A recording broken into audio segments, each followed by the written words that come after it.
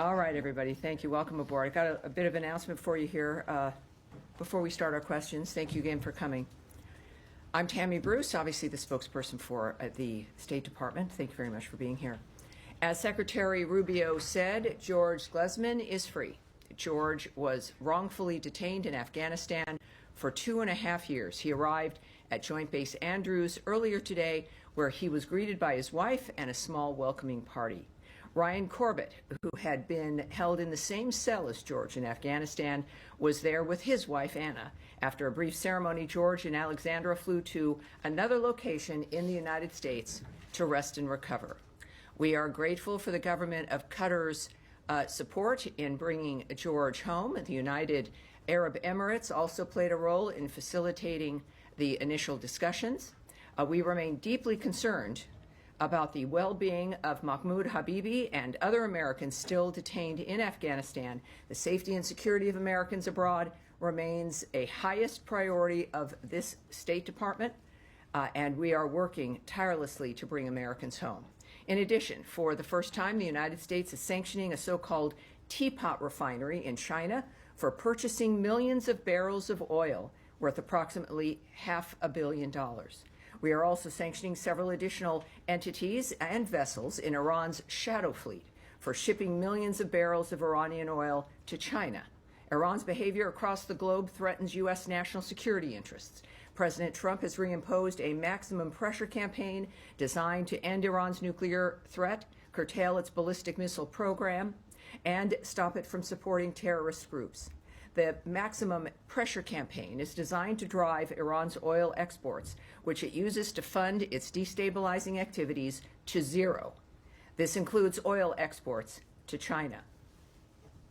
Now, also, we know that President Trump has never forgotten or stopped fighting for justice after Sarah Root was tragically murdered in 2018 by an illegal alien who was driving under the influence and became a fugitive from justice.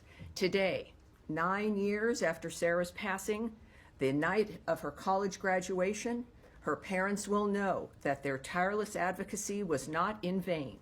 Justice and accountability under the Trump administration prevailed as the culprit of Sarah's death has been extradited from Honduras to the United States so he can face justice once and for all.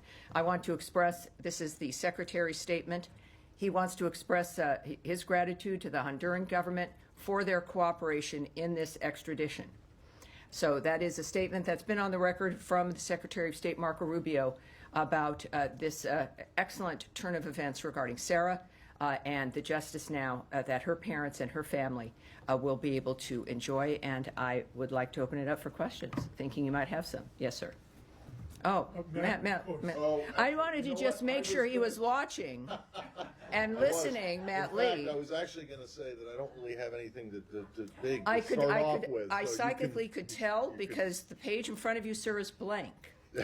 So let's do something different. We'll come back to Matt so he can recover. Yes, sir. Never think of usurping that. And let's also do, for the people who are watching at home, obviously my fourth briefing. At some point, I won't keep numbering them, but a lot of new people keep watching every time, and it's the American people wanting to get a sense of what is on your minds, what we're doing, and I look forward to doing that. So let's go. 2 questions for you. First off, hope you're doing well. Thank you.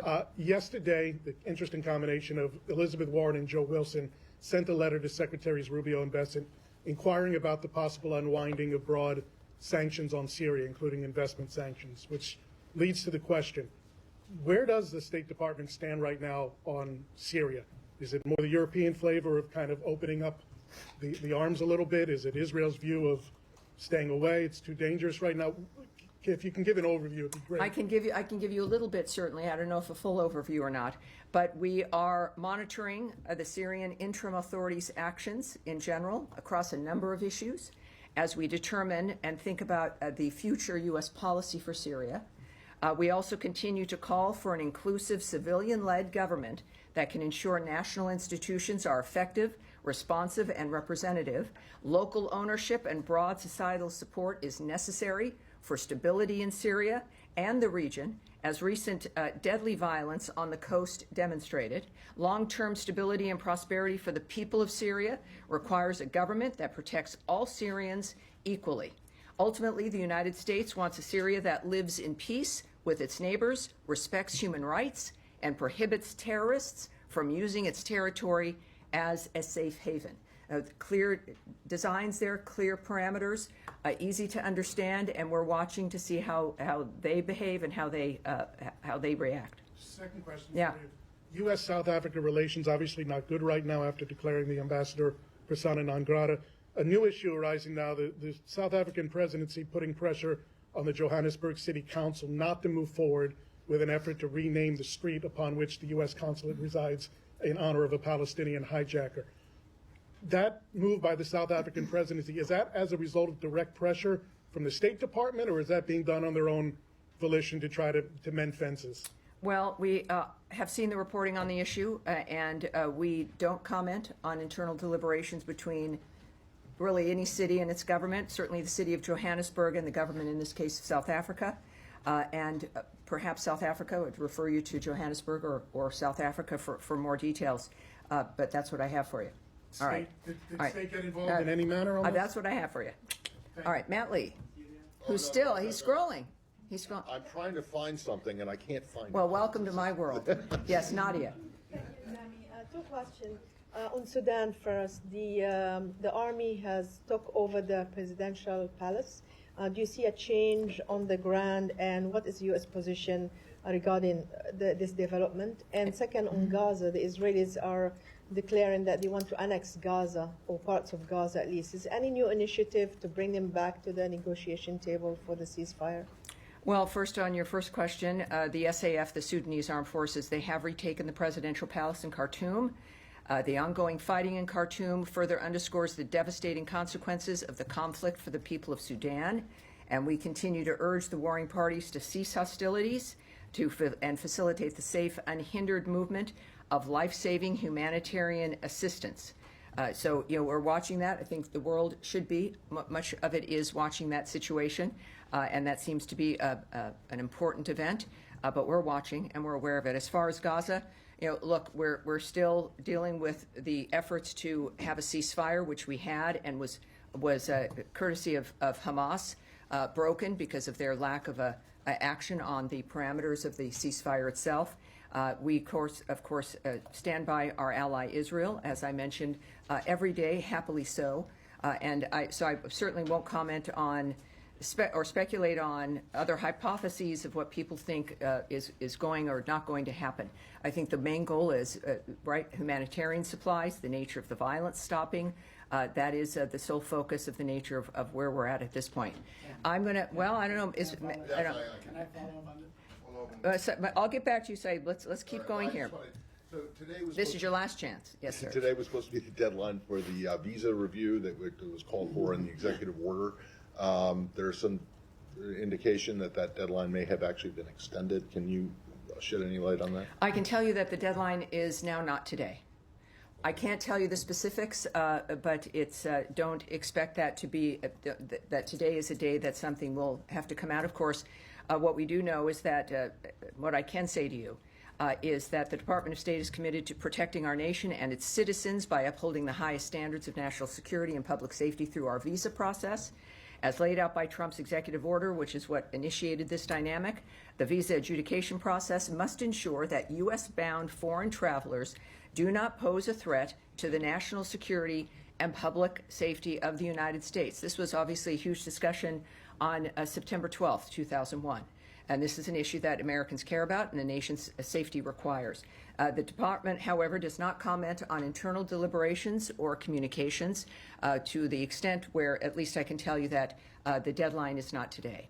Okay, and then just one other thing, which is also kind of it's a very brief thing, but this lawsuit that's going on that's been the topic of, much attention about on the AEA, to deport. Well, you obviously know I'm not going to speak to anything you're going to be asking me because it involves a legal process. Well, and a filing even today. Well, I know it says that there are cabinet-level discussions about using state secrets authority to. Matt, you know, and that's Well, fine. I know, but I have to ask. And you do have to ask, and this is, I think, for everyone watching and everyone here, they're learning from you, unfortunately. That yes, absolutely ask. That's part of it. Americans wondering what is it you guys are looking at, what are you concentrating on, but also learning that when you've got a process within the legal system and also diplomatic conversations, et cetera, there are certain things that I can't speak about, and that's one of them. But thank you, sir. Andrea Mitchell. Thank you so much, Tammy. The President acknowledged today that if there are mistakes that were made in taking some of the people to El Salvador, in the identifications of people, that they will be corrected. What are the efforts or the obligation of the State Department to follow up some of the complaints from families that their relatives were taken and are not gang members and do not have a violent history, to follow up with El Salvador? What rights do people have once they are taken to El Salvador and are in that prison under human rights and under State Department procedures when they are taken under the rubric of national security? Well, a few things, of course. I don't speak for the White House or the President.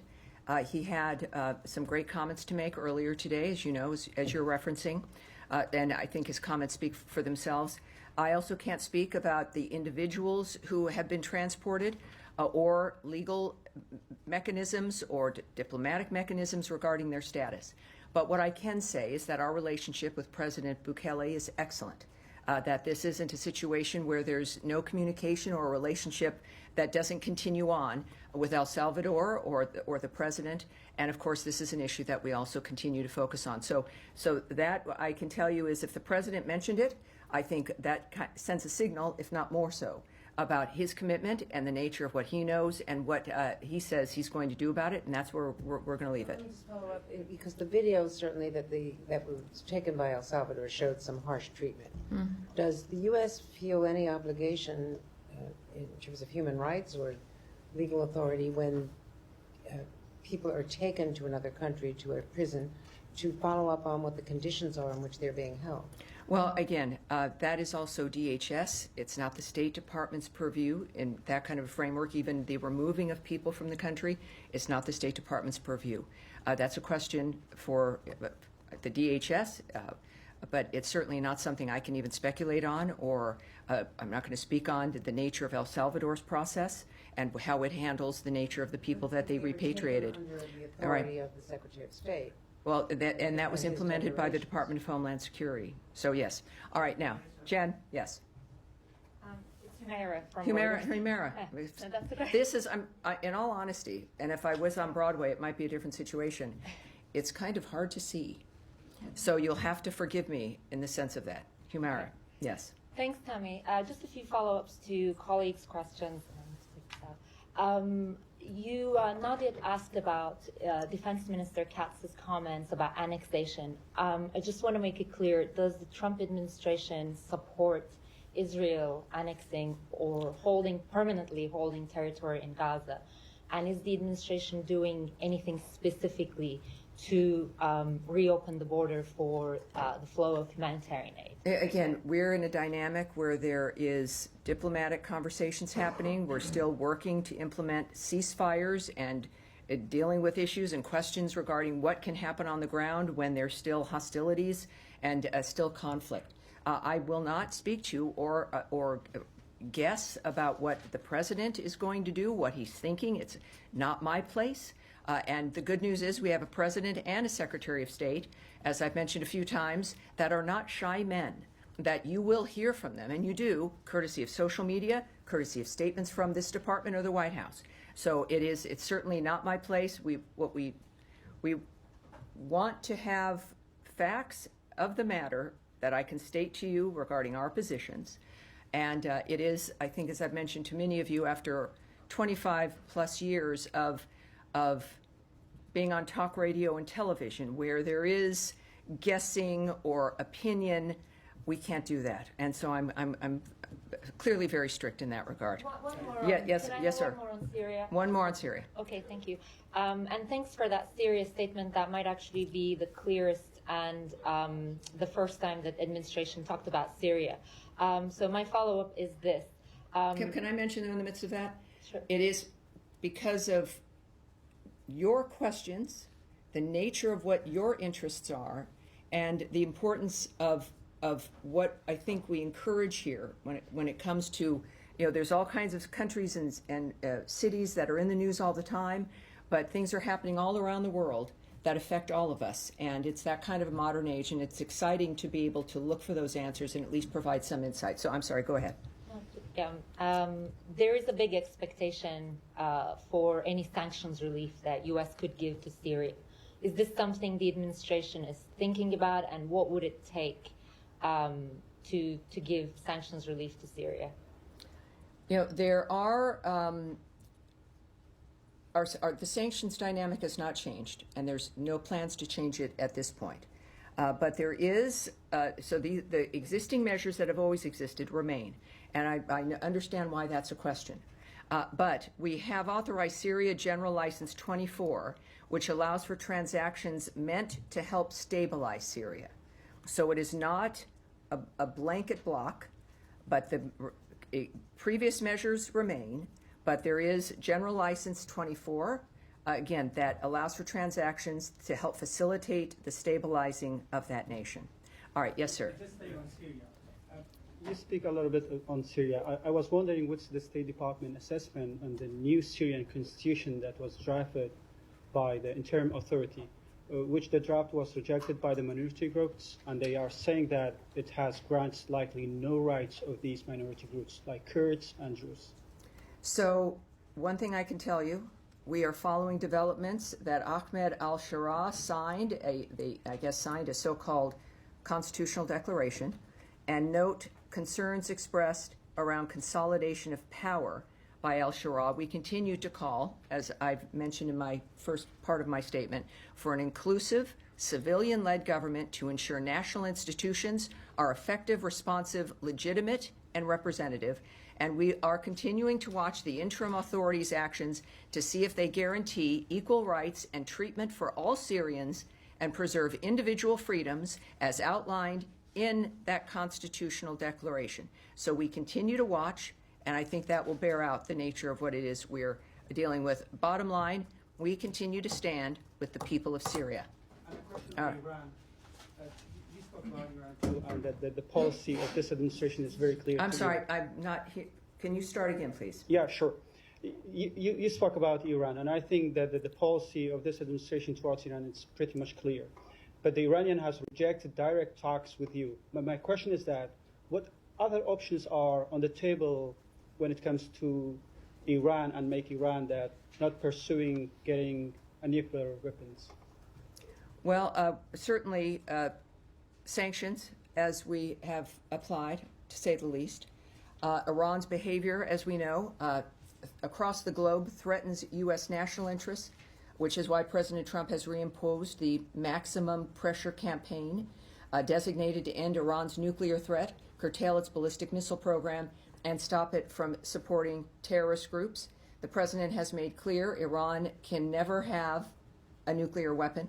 And that includes, again, the sanctions of nations that are assisting that framework, the sanctions, again, on a company regarding China. And there's a number of things diplomatically that can be done.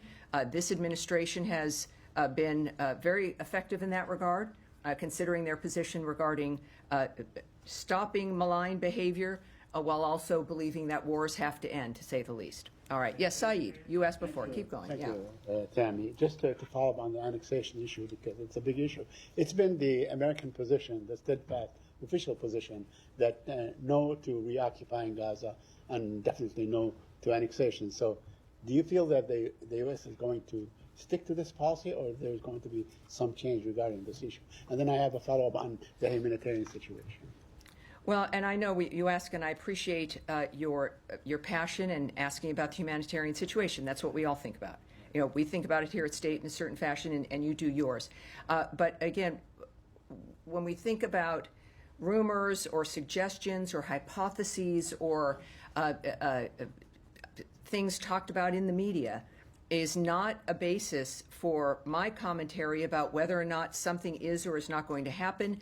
What I've expressed to you what we do know is what is public, and what is the policy of this administration, certainly that Secretary Rubio is committed to, which is ending bloodshed. Now, so there's the talk about annexing things, or that is, if anything, for those of you who care about these issues, it is a distraction to move past the nature of what's going on now with one cause, which is Hamas's attitude and actions.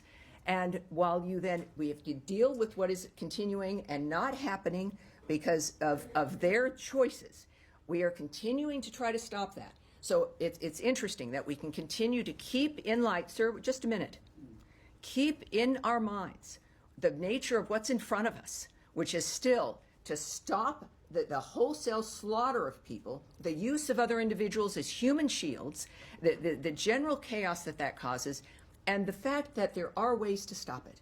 And that's what we're working on now. But others, perhaps, they want us to always talk about something else to get people distracted about that thing, so you stop looking at what is the thing that we need to deal with immediately. And I look to the Trump administration and to Secretary Rubio as examples of keeping their eyes on the prize and working methodically in this moment to get us to where we need to go. All right. Yeah. Well, yes, go ahead. We're going to switch topics, so if you want to stay on the region. Well, all right. Well, thank you. We'll stay on the region then. Yes, sir. Tammy, you just mentioned that your goal is to stop the war and to let the humanitarian aid get inside Gaza, and this is, I believe, the goal of everyone else. Mm-hmm. But according to the UN, Israel stopped aid from going through the crossing 20 days now consecutively. This is the longest since October 7th, and this happened before the renewed airstrikes now. So there was no military operations in the region that prevent aid from going in. Do you feel that this is a collective punishment for Palestinians in Gaza to force Hamas to give some concessions, and is this acceptable? Well, when you're asking me if I feel something, obviously I'm not going to go into a soliloquy of what I feel. What I can tell you is I also won't speak about a hypothetical or a separate report of what has happened with Israel. You would need to ask the Israeli government about if something occurred that you believe occurred or want clarity on. I don't speak for the Israeli government or for their prime minister. I speak for the U.S. State Department that has an interest in it. But you're asking a question we probably could discuss over dinner. But that's not a question for this podium or for what we are discussing here. What we do know, there are certain things that are facts of the matter, is that Hamas has put Israel and the world and the Gazan people in this position because of the madness, the savagery that they decided would be a good thing to do. I don't know what they thought would occur, but it perhaps is not what has occurred, which is a unity around the world after we saw that atrocity on October 7th. What we also, though, have done for everyone affected as a global issue, certainly first the Gazan people, the Israelis, etc., but as a global unified effort, is to stop the carnage. It's a meat grinder. It's people being used by others who just seem to certainly they're not focused on peace at the end. It is Hamas who needs to be asked certain questions about why this continues, because this has been their choice. There's been elements that have been agreed upon, other steps that the world came together to facilitate, that the United States was committed to, and they still abandoned it. Idan Alexander, when we talk about hostages who have been released or killers of Americans who've been extradited, there is an American who is still being held. The bodies of the dead being held. That is what is in front of us. This is what needs to be stopped. And that is what we're committed to. Yes, sir. With the glasses there in the back. No, right, the gentleman in front of you, sir. Yeah. So thank you. Daniele Compatangelo for Italian LA7. Yes. A question still about the meeting. If you confirm the meeting with the Israeli and the Americans next week here at the State Department and the White House, and if so, about Iran is going to be. That's from a report on Axios. So can you, if it's true, can you give us some Nice insight? ending phrase there. Yeah, can you give us some insight of what we're going to see? Well, no, or what, if this is at the White House, as and you also suggest. the State Department. Well, I can't tell you what's going to happen at the White House, and I won't be confirming any meetings in this regard. All right. Now you're ready, right? Let's do it. Thank you, Tammy. You got questions about this on Monday. It will have been almost a week since there was the announcement about termination of funds to US AGM broadcasters such as Voice of America and other grantees. As a senator, Secretary Rubio was supportive of the US grantee broadcaster Radio Free Asia. He protected it from cutbacks in the past. Does he want to revive the funding for Radio Free Asia, which broadcasts into countries like China, Cambodia, and Vietnam? And is he aware that due to the funding termination, a number of the journalists who work for Radio Free Asia are potentially could face deportation back to countries like China and Vietnam, where they may face imprisonment as a consequence of the reporting work that they've done for the US government by working for this outlet? And the same goes for Voice of America journalists, who also risk deportation back to countries such as Russia, Myanmar, Belarus, China, and Vietnam. Do you have a comment? Well, I did have that question, and I have the question out to the Secretary. It's something that I'm following up with as well. It has been a story, understandably. You're interested in the answers to this. So I'm going directly to him. He's a busy guy, but I'm going to continue to look for that from him. What I can tell you also, though, is that we're reducing, clearly, he was elected in large part to reduce the federal bureaucracy, right? It's about waste and fraud, mismanagement. This is something that has to occur. And in any dynamic, there's going to be actions and tough decisions that have to be made. Many of us personally also have to go through that when you're looking at a budget. The President continues to take action to ensure the whole of the United States government, including executive branch agencies, are in line with the administration's policy priorities. And I've said before, and I have to keep saying, is that many, many things are fluid. And it's good why you're here and why now we're doing this 3 days a week.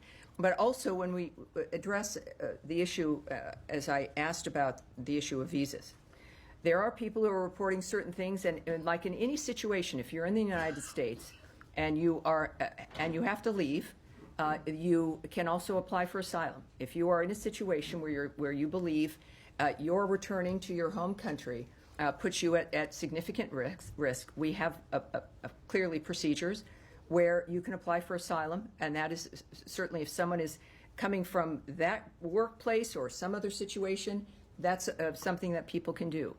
If you have a visa, and every situation is different. That's why we don't discuss individual visa dynamics. But if someone is here and it is a work visa, and their employment is ended, there is a period of time. It's like any other visa dynamic for anyone who holds a visa.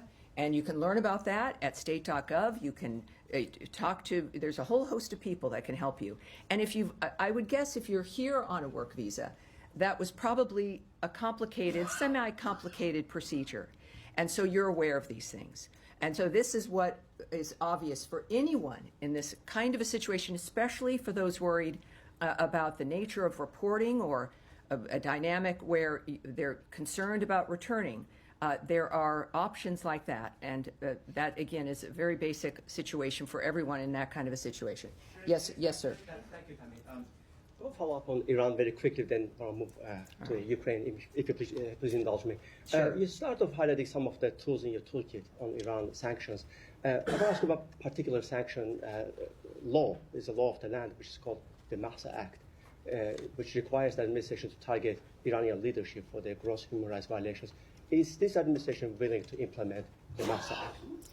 Is this administration what? Willing to implement the act. Well, I'm not. That would take me knowing what their thoughts are or discussing what diplomatic considerations are, issues that I'm certainly not going to speculate on. That's a hypothetical for the most part, and I can't do that. Yes. If I may, very quickly, Tammy, on Ukraine, I was hoping you could fill us in on the delegation is headed to Saudi Arabia. I know one of them. Wait, you're going to have to. So maybe his mic can come up. Start again. Yeah, sure. Maybe a little bit more slowly, too. Absolutely. I was Thank you. hoping you could fill us in on the delegation is headed to Saudi Arabia to discuss Ukraine. Michael Yeah. Anton from this building is a part of the team. Anyone else you could mention, please? And also any reaction to overnight assault on Ukraine from Well, Russia? I'm not going to speak about the particular individuals on the teams. All right? It is senior officials. It's not principals. But that's what we have. I think it's inappropriate to discuss certainly personnel, let alone senior officials who might be on a negotiation team. Yeah, it's a dynamic that clearly we'll get the results from. We'll see the details, and then we can make some assessments about perhaps who was involved and where we go next. All right, now at the end of the row here, yes, ma'am. Go ahead, please. My question is on Afghanistan. After 4 years, for first time, American delegate traveled to Kabul yesterday and discussed with the Taliban senior leader. My question is, does it mean the new diplomatic approach from United States towards Taliban?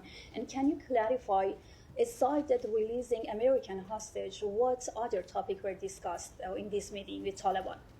Well, I wasn't at the meeting with the Taliban. Even if I was, I wouldn't give you any details. If there was, certainly these are diplomatic considerations, and we have what the main end result, which I think is the North Star of this framework, is that an American is home. So that's what we have to care about. In the meantime, I think that there's a general series of issues that we're dealing with, but keep encouraging you to think about the nature of the subjects that are in front of us, that we're working on, that are steps in longer processes to not just keep Americans safe and get Americans home, but to change the condition of the world that's in front of us. All right, all the way in the back, gentleman, the white shirt, yes, please. Thank you. Going back to the issue of Voice of America and global engagement media, the State Department was very active fighting disinformation, especially through the Global Engagement Center. They were very important in unveiling Russian state disinformation campaigns, Portal Combat and others. Sure. In the previous administration. I wanted to ask you if the Global Engagement Center is still active. How concerned are you that RT, Sputnik News, all that Russian disinformation outlets are going to be countered now without American state media to counter their narratives and what they have been doing in the past years? Thank you. Well, that is a stretch here, and I've mentioned this on Wednesday, that we do have a lot of very familiar structures and systems that are changing. And that doesn't mean that the work stops. It means that the efforts and the outreach and the engagement will look different, perhaps. But our values and what has informed the United States of America from day one through all of this time hasn't changed. And it's why we remain the greatest and the strongest country in the world. And we can have these conversations. But while we're in the process of change in this fashion, it's the change of an administrative structure regarding taxpayer dollars as we assess, is the money we're spending, does it align with the values, with the agenda of the Trump administration that the American people overwhelmingly voted for to get things done? And it doesn't mean burning the house down. It means looking at how we can make it better, what needs to be changed, what needs to be reformed, so that we can spend money in a smarter, more efficient way. So yes, certain entities, certain buildings will be housed differently. Certain attitudes will perhaps change.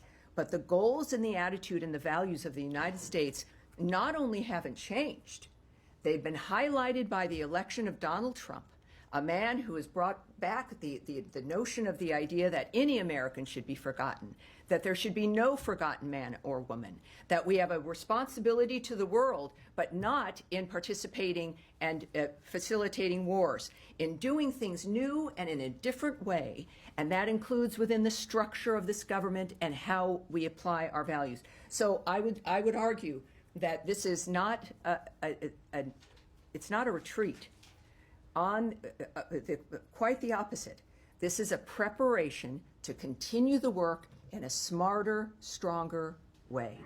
All right, we'll take one more question. Yes, Alex? Thank you so much, Jimmy. If I could just follow up on my colleagues' questions, could you take us through the choreography of this weekend at these technical talks? Is it over multiple days? How are they dividing up the two different countries? And then I'll have a follow-up on the Taliban question as well. Yes, this is held very close. This is all very serious, and so I'm not going to answer the details of how it's unfolding. When this is complete, I will pursue the nature of getting some answers and the specifics for that for you. And I do believe one thing I can say is, like with everything with President Trump and Secretary Rubio, things happen quickly.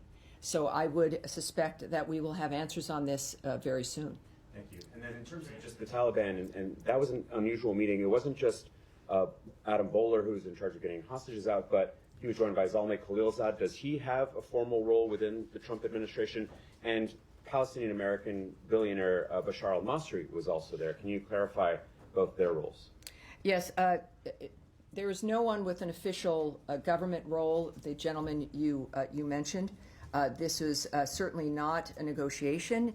There was no swap made. There was no thing given to accomplish this. As a matter of fact, other hostages from Afghanistan were released on the day of Trump's inauguration, so a little bit afternoon on the 20th. So I think this is, in addition to terrific envoys who know how to handle this situation, it is also the impact of a strong America led by a man who is known to do what he needs to do to accomplish his mission. And that is, I think, often an unusual situation. So I hope that answers your question. Why were they there if they don't have official roles? Well, I can't speculate on that. That's something, though, at some point. But I certainly am not in a position to speculate about why they were. Yes, ma'am, the white jacket, and then that's going to be it for today. Sure. After the Istanbul Mayor İmamoğlu's arrest this week, there are indications that Turkish government is now canceling the main opposition party's latest party convention and will appoint a trustee for the main opposition. What is the U.S. government's reaction to this? Because there are opinion reports mentioning that this operation came right after President Trump and Erdogan's phone call. Is this still internal legal process matter in your view? What's your outlet again, by the way? Halk TV, Turkish. Oh, great, great. Welcome aboard. Well, I can tell you a few things. First, we're following the events in Turkey, as you might imagine, including the reported detention of the Istanbul mayor and a large number of municipal employees, journalists, and other individuals. We would refer you to the government of Turkey for comments on internal judicial matters. And of course, it is worth reiterating that it's important that Turkey protect the freedoms and human rights of all of its citizens, consistent with the country's constitution and in line with our shared values and democratic traditions. There was more corruption charges, mayor facing, of course, but how about appointing a trustee for the main opposition? Do you have anything on that? Well, if that is going to come up, it's not, again, my place to discuss it or to surmise or to hypothesize either. I think that's going to be it for today. All right, everybody, we will be back on Monday. We will have our briefing on Monday and Friday next week. All right. Thank you, everybody. Thanks for being here. It's a beautiful day out there. Enjoy it.